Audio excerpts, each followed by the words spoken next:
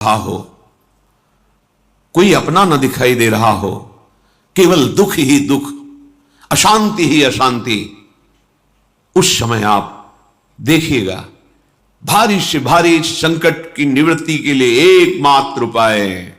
यदि आप भजन नहीं करते तो आप दिमाग में लिख लीजिए, चाहे अपनी नित्य डायरी में लिख लीजिए। आप एक बात पर विश्वास कर लीजिए कि आपको कोई भी सुखी नहीं कर सकता।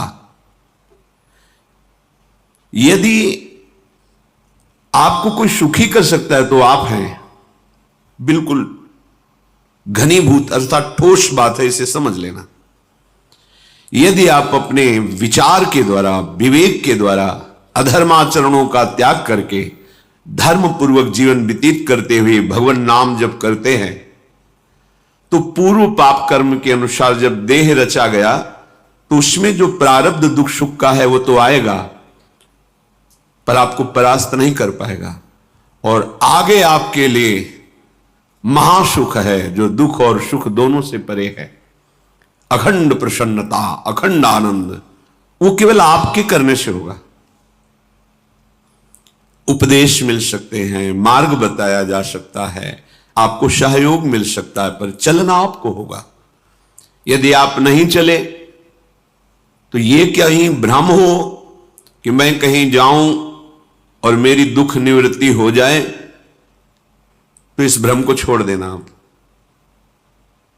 क्योंकि हम आप तो बहुत छोटे जीव हैं, अर्थात बहुत लघु तपस्या, लघु पुण्य वाले हैं। हम उन महापुरुषों की बात करते हैं जिन्होंने आजीवन ऐसा तप संचय किया, फिर भी उनके शरीर में भारी से भारी दुख देखे गए। ये दुख और सुख एक भ्रमात्मक इंद्रजाल है माया का, ना दुख है न सुख है। जैसे जो सपने सिर काटे कोई, बिन जागे दुख दूर न होई। ऐसे स्वप्न में तुम चक्रवर्ती सम्राट बन जाओ तो जगने पर तुम थोड़ी रहोगे, तुम जो हो वही होगे। हम भगवान के चिदानंद अंश हैं। ये भूलकर हम अपने को स्त्री पुरुष, अच्छा बुरा, धनी निर्धन, दुखी सुखी आदि आदि बहुत सा प्रपंच है, इसे हम अपने दिमाग में बैठा लिया है। जब तक आप ये प्रपंच नहीं छोड़ोगे तब तक आपको सुखी कोई कर ही नहीं सकता, क्योंकि दुखालयम नाशवान संसार का तो तुमने अस्तित्व रखा है।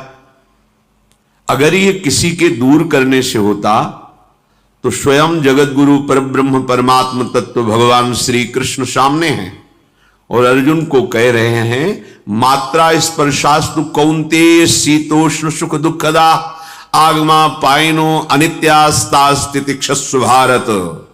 हे भारत, हे अर्जुन, ये आने जाने वाले अनुकूलता प्रतिकूलता, गर्मी शीतलता, अर्थात काम क्रोध लोभ मोह मद मत्सर अपमान निंदा, ये सब ताप पहुंचाते हैं।